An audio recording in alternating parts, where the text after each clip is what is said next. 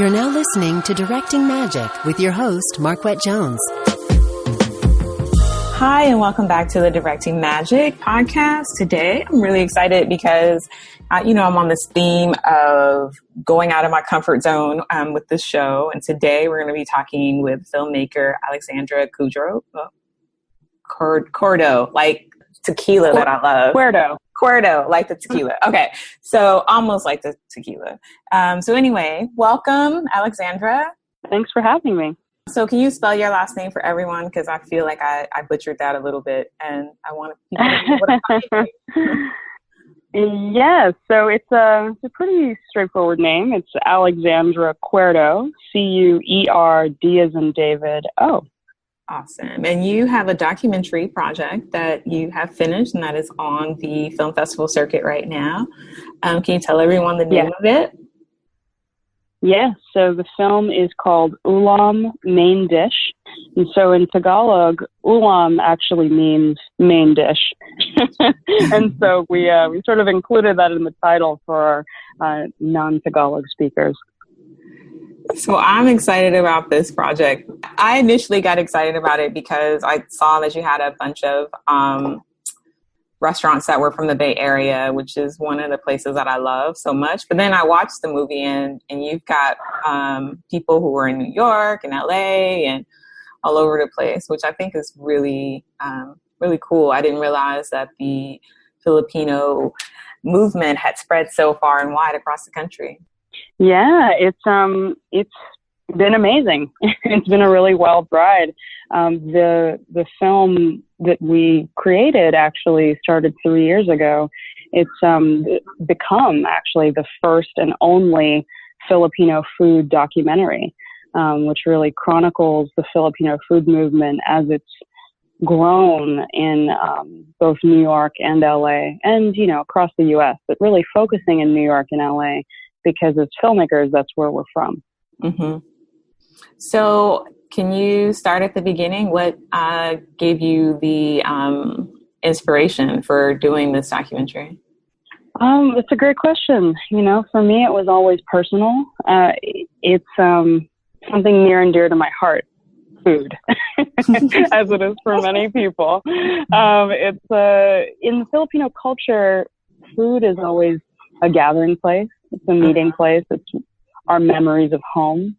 And so making a documentary on Filipino food for me is a lot like making a documentary on my family and on my culture. Because food is the lens through which I decided to view Filipino culture. And so with any culture, there are many positives and a few negatives. And so in the film, we sort of discuss that. We discuss not only how great Filipino food is, which, spoiler alert, it's awesome. But yes, so it made me it up.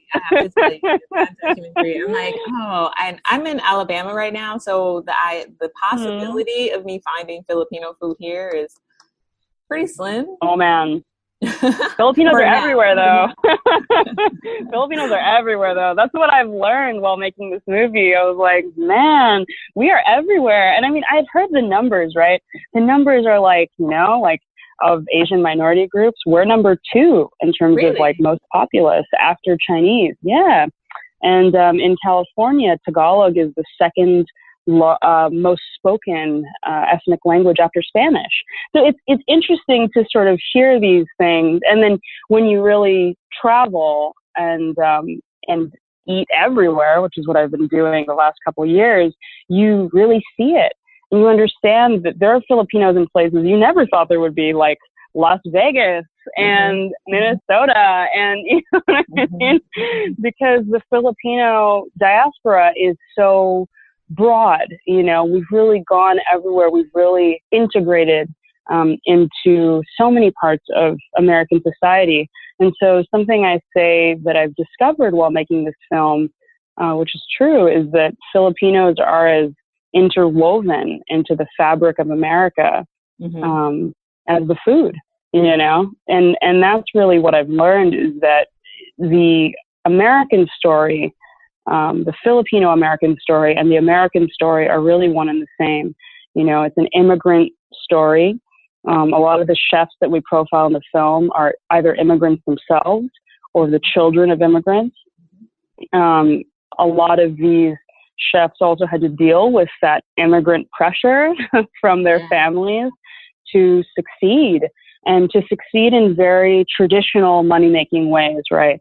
The joke in the Philippines and in Filipino culture is, if your kid's going to be anything, he or she or they are going to be a doctor, lawyer, or engineer. That's the goal. That is the goal or an in architect, my too, believe me. Right. And so it's interesting to see these chefs come up within that culture, where in the Philippines, being a cook is not revered really, or it hasn't been in the past as revered as it is in America. In America, you can be a celebrity chef, you can be a superstar. You can be a business owner. It's like there's a real respect, I think, in America for chefs and what they do. And there should be, and I think that it's very interesting to see Filipino chefs who have come up washing dishes, cooking on the line, like going through it. And now they're commanding that respect, and not just by cooking fine dining American food, but by making the food that is closest to them. And so that is the kind of movement I was so impressed by and so inspired by. And I really wanted to chronicle it. I wanted to give it its own film because I thought, damn, like these guys inspire me. I just want to give them the opportunity to inspire others. Have you seen any changes in that movement since you started this process? Oh, yes. I mean, I think it's definitely grown. At the beginning, it's grown as these chefs have grown. A lot of the chefs that I talked to, they started out, like I said, cooking, in Italian restaurants and French restaurants and New American restaurants, really all over. And the thing that, they saw over and over again, there's something in the film that was interesting. Charles Alalia, who really grew up cooking only in Michelin star kitchens, said that he was talking to other chefs, specifically French chefs, that would make dishes and they would say something to the effect of, oh, this just reminds me of the summers I spent in France growing up with my family. And Charles would make these same dishes, but then wouldn't have that memory because he never spent summers in France. He spent summers in the Philippines, right? Like where he was born and raised and where his family is from. And he grew up in a big family, and all these kids would have dinner at this long table and his parents were there. Like those were his memories. And so he wanted to, like these French chefs, take those memories and translate them through the method of food. And in that way, show people, what Filipino culture is about, what Filipino, hospitality is about. What is a Filipino, right? It's so much more than just, we're immigrants. We all have Spanish last names. You know what I mean? Sure. It's more than that, or like these impressions I think that a lot of people have of Filipinos. We're such a diverse group. We come from all over. There are Filipinos all over the world, a lot that have come up through being in, the term is OFWs, which means overseas foreign workers.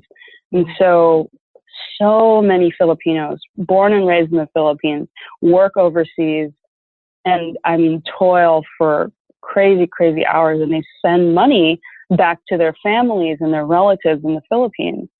And so that really has been a huge way that Filipino culture has spread and the Filipino diaspora has spread. And so it's really interesting to see all of the ways in which Filipino culture has spread around the world. Now, for ULAM, we really tried to focus on Filipino culture in America because that's been my experience. Mm-hmm. I was born and raised in Southern California, the children of immigrants. And so I wanted to reflect a very specific Filipino American identity because I think it's something that hasn't really been covered a lot. I have one like a side question for you. So I heard Lola's being mentioned a lot in the film, and I wasn't sure if that was like your grandma or your mom. Oh, Lola is the Filipino term for grandmother. So Lola is grandmother, Lolo is grandfather. Got you. Thank you. And I was like, I know it's one of those. I know it is. It was we always say Lola. You know, Lolo, right. Lola's in the kitchen and whatever. And I was like, is it the mom right. or the grandma? Okay. Yeah, Lola's cooking is the best cooking. That's the line. Always. You gotta say it. Always, always. People ask me, what's your favorite Filipino food, your favorite Filipino chef? And I say Lola. Like, that's it. You know?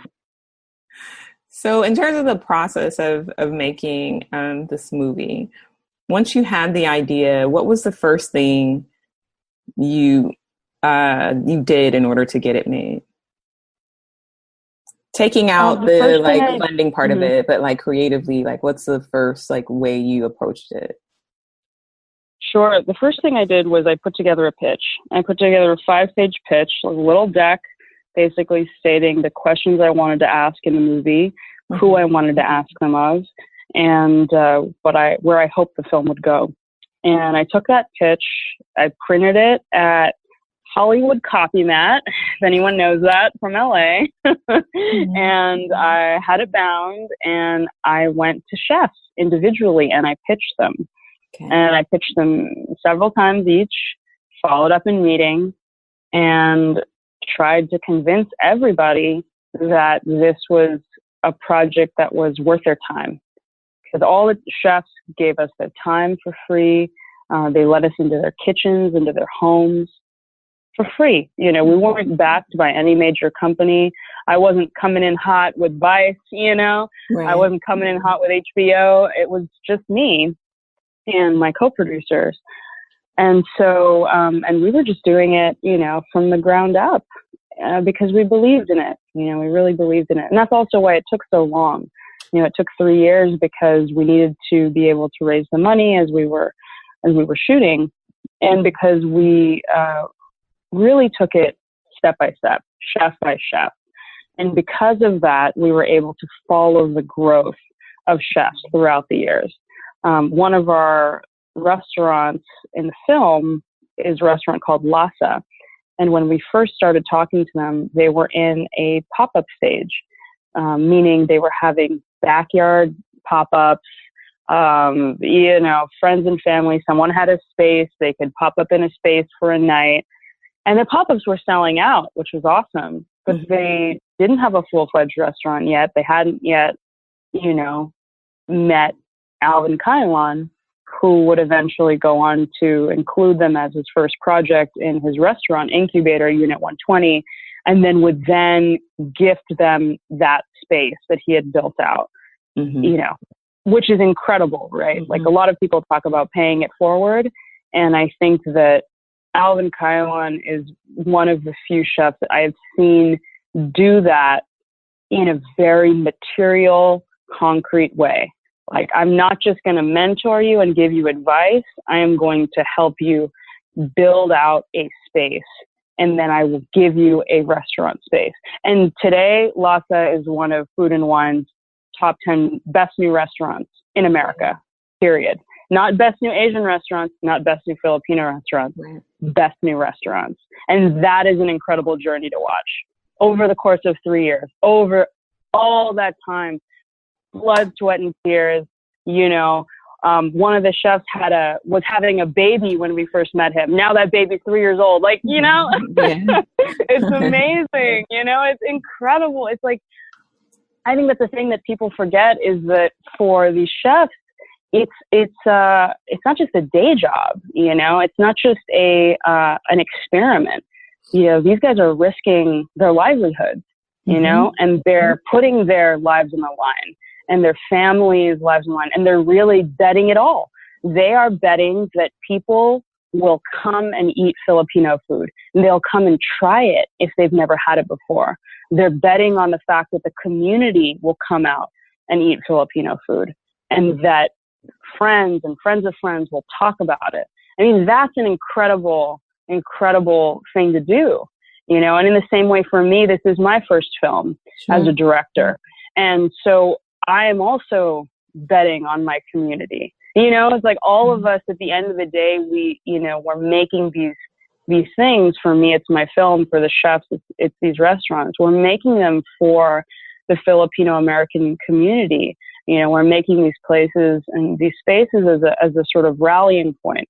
Because I think if we don't hold these spaces for each other, then who's going to hold them for us? Yeah. Like, we need to really create a space where we can be seen. And so that's, I feel like I'm getting a little passionate. This is always me every single time. I'm like, you asked a question and 20 minutes later, just going off about the patriarchy. But anyways. Was there anybody who was harder to convince than the rest of the people? The rest of the chefs? It was all scheduled.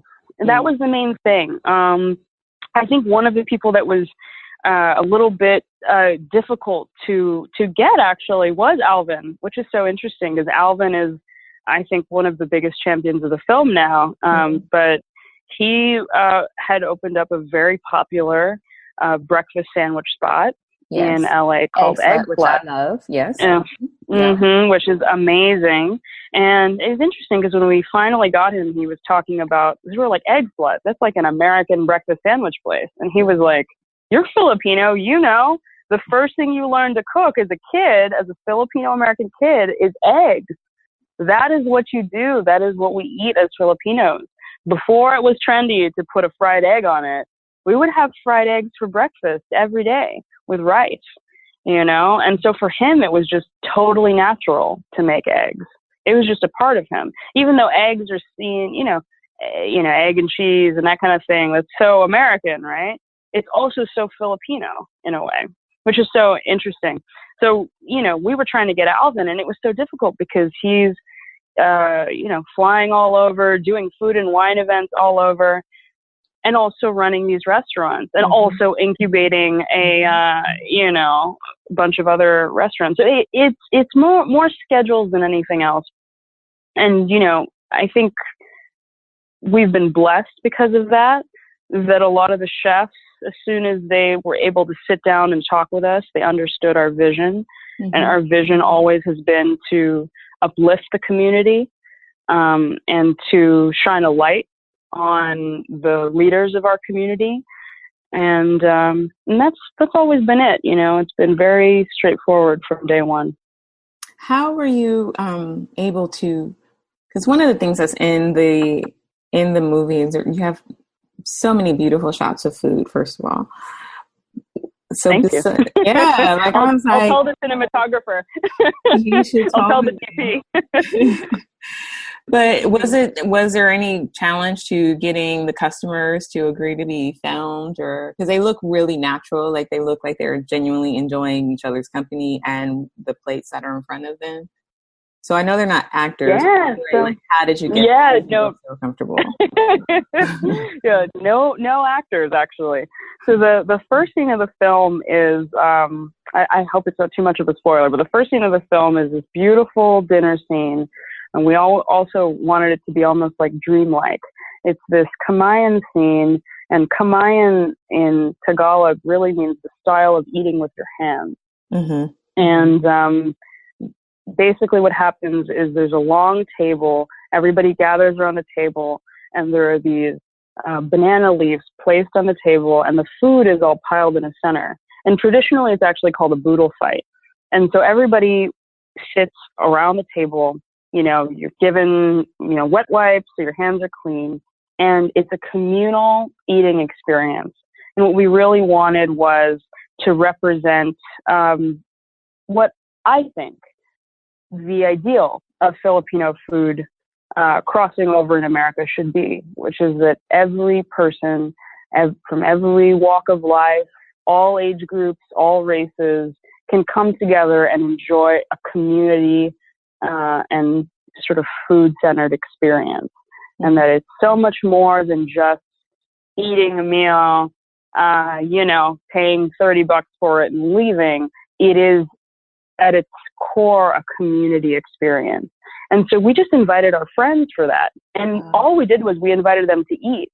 And we said, hey, we'll be filming you, but don't look at the camera and don't worry about it. And that little section, which I think was cut down to maybe 6 to 10 minutes, we filmed for 3 hours. And we did it fly on the wall style. We didn't ask anybody to do anything over again because it's a documentary. We really wanted to capture people as they were, as they were. And we also had to work with the fact that the restaurant was open to other customers. So the table next to us had a birthday party happening, So it was crazy. The sound was nuts, but it was cool because we're actually able to get people really enjoying each other and enjoying the food and enjoying the experience. That was the best thing we could have asked for. It worked really, really well. I was like, okay, I'm in. I'm sold. I'm into it. So glad. One of the things, and just to keep it to the first scene so I don't ruin it for anyone, they have, I was really happy to see how the banana leaves were cleaned and sterilized, so to speak. I'm like, yes, okay, good, because I'm a germ freak, I feel more comfortable.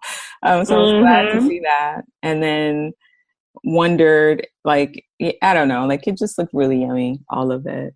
So I'm glad to hear. I'm so glad. So there's so much left over. So everybody took boxes of food home.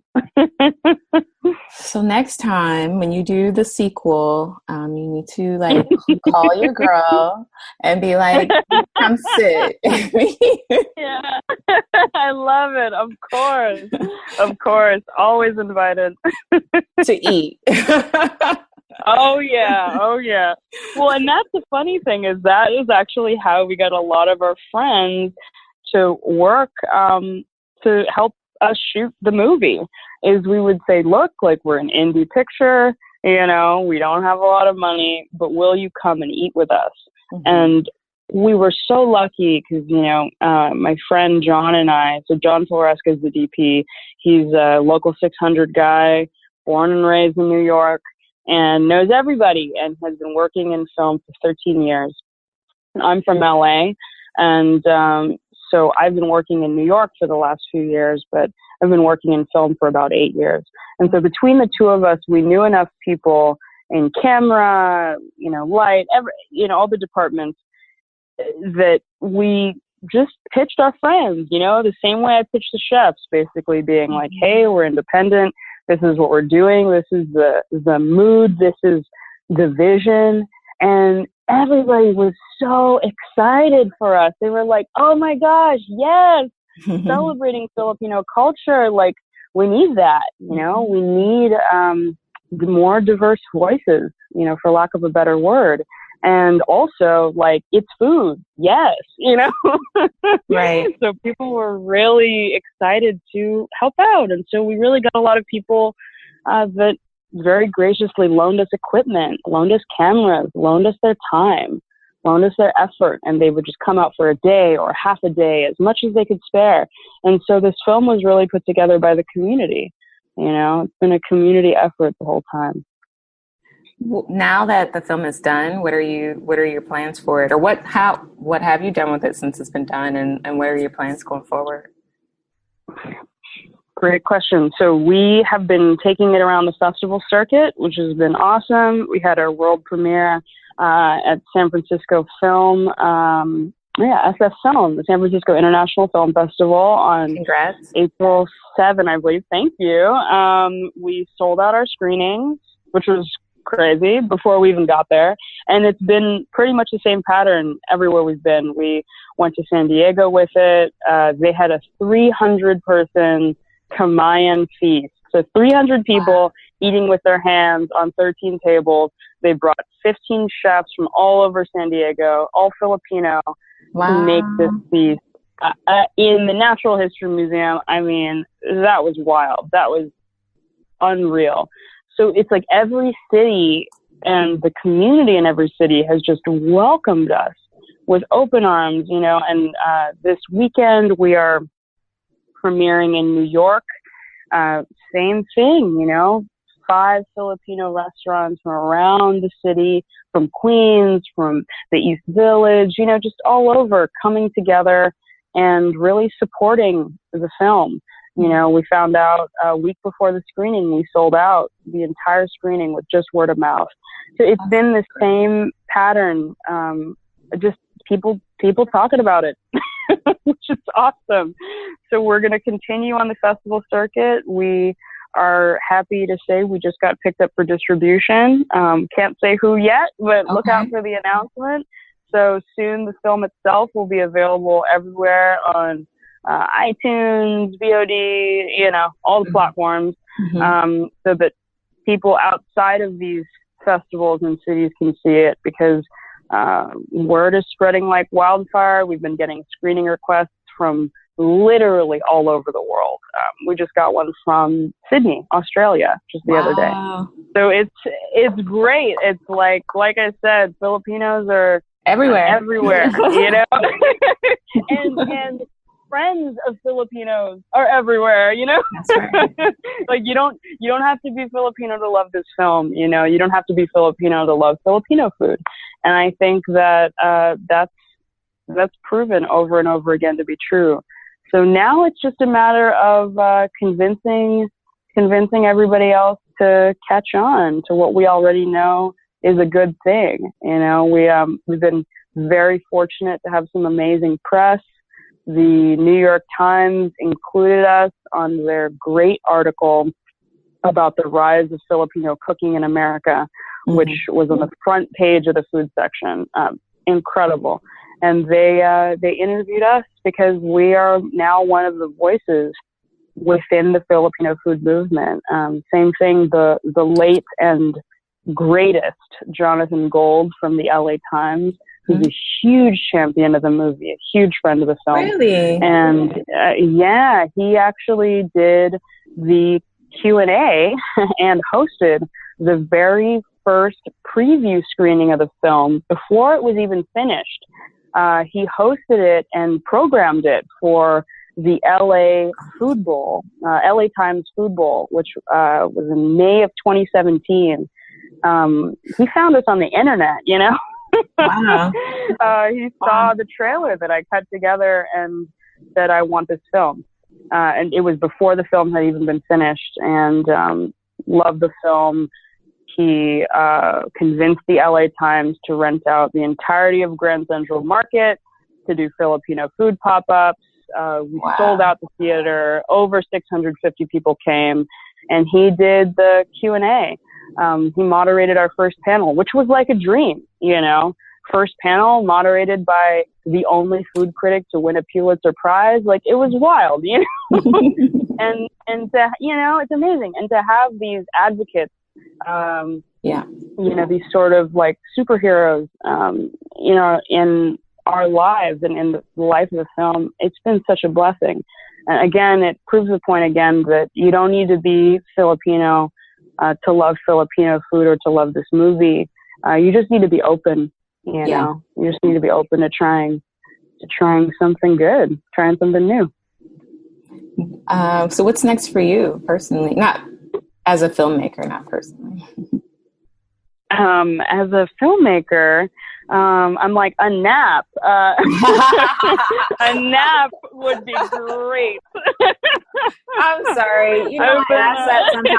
And people are like, have I done enough? I think I have. Yeah. You have, but if this is your opportunity to say, and next I have. Oh my goodness. No pressure. No pressure. No. It's good. I'm just like, I'm gonna sleep a little bit. No, I'm writing the next project, and I would love to do a part 2.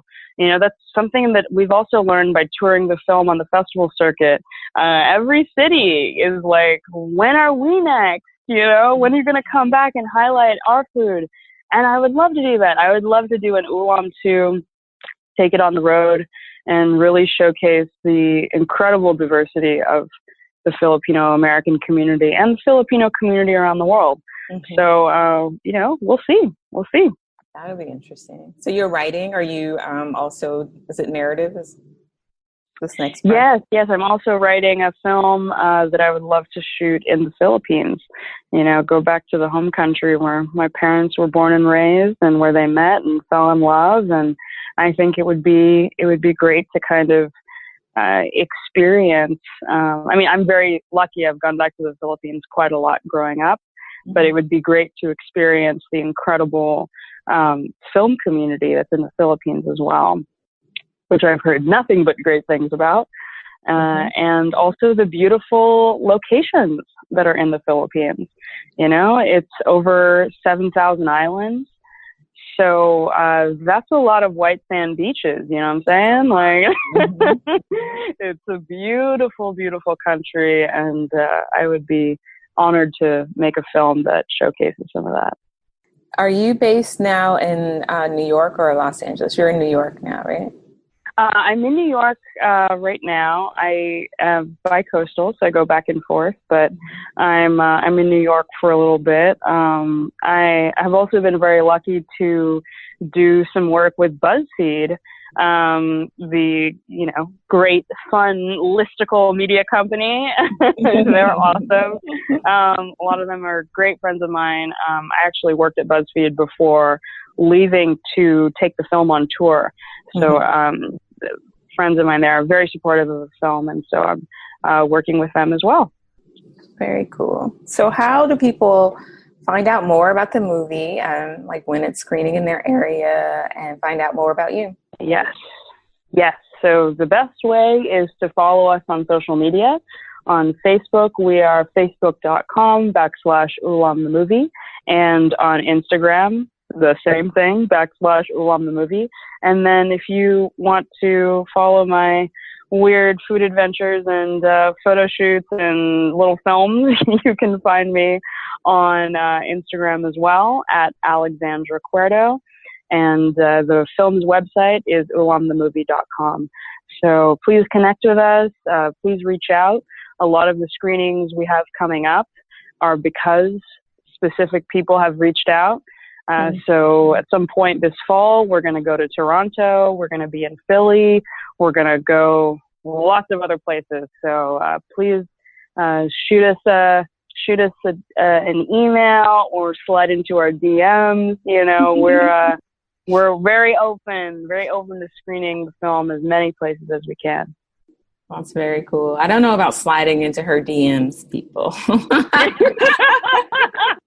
You can slide into the movie's DMs. I'm okay with that. Oh my gosh. Oh, but that's awesome. Great. Well, thank you so much for coming on the show. I've been educated and appreciate the fact that you are so passionate about what you're doing with this movie. Thank you. So that was very inspiring. Thank you so much. And before you go, the one thing that I love to know about from my guests is one thing that you're excited about that has nothing to do with film. Oh, that has nothing to do with the film I'm making, or nothing to do with film in general? Film in general. Oh, so difficult. I was going to say I just watched this amazing Netflix special the other night called Nanette that I'm obsessed with. But it has to be not related to film. Let's see. Oh, I'm going to London for the first time, which is pretty cool. Mm-hmm. In September, kind of not related to film. I just found out that I've been awarded as one of the 100 most influential Filipino women in the world, which is so crazy. Dang, that's awesome. I know. So also, I'm going out to London to receive an award by the Filipino Women's Network, which is a huge honor. So props to them. And then I'll be in London town for the first time. So anyone have any recommendations? You can slide into my DMs. I'm okay with that. I tried to protect you so much her. For having me. It didn't work. Oh, goodness. But yes, no problem. You're very welcome. And good luck with all the wonderful things that you have going on. It's going to be a good rest of your year, it sounds like. You've been listening to Directing Magic with Marquette Jones. Be sure to visit directingmagic.com for past episodes and other information relating to the show. Also, be sure to subscribe and rate and comment on iTunes. Until next time, bye-bye.